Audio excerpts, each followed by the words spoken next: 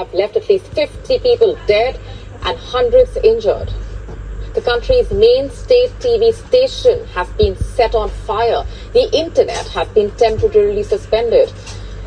In fact, the telecommunications blackout has cut off Bangladesh from the rest of the world.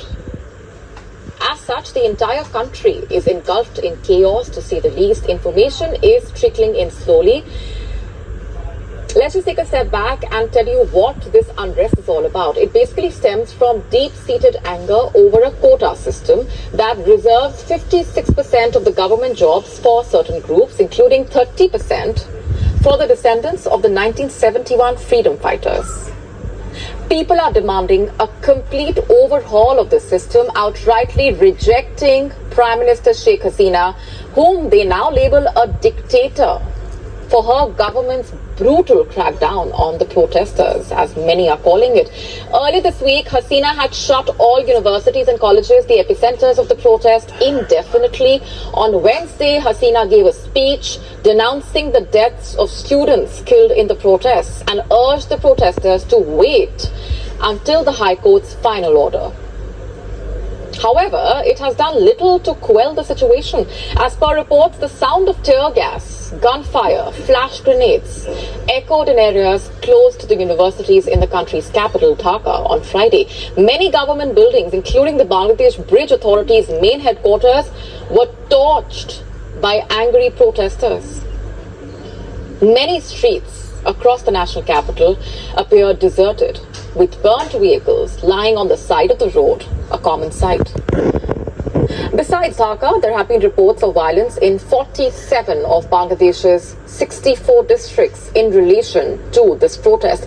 In central Bangladesh district of Narsingdi, students protesters allegedly entered a jail and freed inmates before setting it on fire. The tone of the protesters also has, by the way, gradually become more anti-government, against Hasina and her party, the Awami League. Even amid the crackdown on the phone and internet connectivity, protesters found a way to hack top government websites on Friday, and several official websites in Bangladesh appeared to be hacked, as per reports. Websites like the Prime Minister's office, police, central bank were among those that were reportedly hacked. Allegedly, on the Prime Minister's office website, multiple messages were left by the hackers. One message read, "Stop killing students," and another in red capital letters similar to blood. I'm quoting, "It's not a protest anymore, it's a war now," quote unquote. And later in the page, another message stated that the government has shut down the internet to silence us and hide their actions, quote unquote.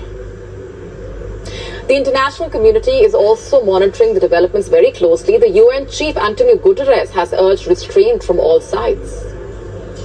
India's Ministry of External Affairs, meanwhile, urged all Indians staying in Bangladesh to avoid travel and stay indoors on Friday.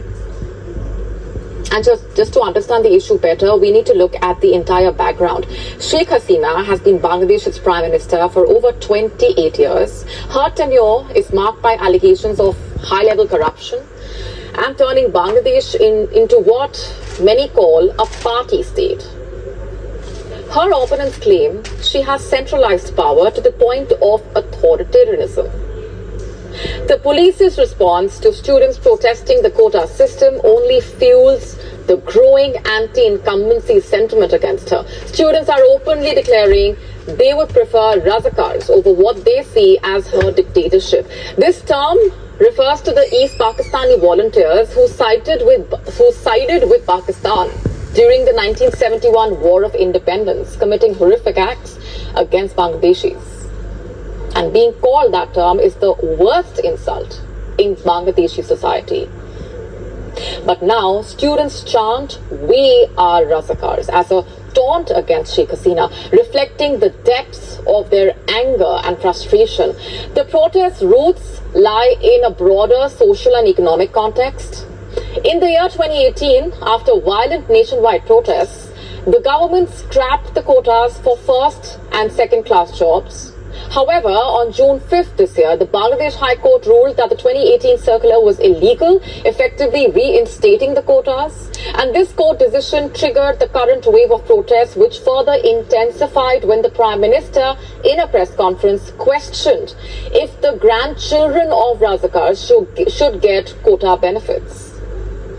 This statement provoked fierce backlash, leading to the now ubiquitous chant, "Who are you? Who am I? We are Razakars. Who is branding us? The dictator," quote unquote. Now it's important to remember that Sheikh Hasina's father, Sheikh Mujibur Rahman, the then Prime Minister of Bangladesh, was the first person to introduce the 30% quota for the descendants of freedom fighters in 1972. Rahman was from the same party as Hasina, the Awami League. As per political experts, a large number of protesters look at the 30% quota for the descendants of 1971 freedom fighters as one that will directly benefit the descendants of Awami League leaders, many of whom had fought in the war, further agitating the protesters. Meanwhile, following the government's appeal, the Bangladesh Supreme Court has suspended the High Court's reinstatement of quotas and set a date for August 7 to hear the government's challenge to the High Court ruling. While Hasina and her government agree with the students on removing the quota, protesters are demanding legal amendment against the quota altogether, citing lack of trust in the government. سيقدم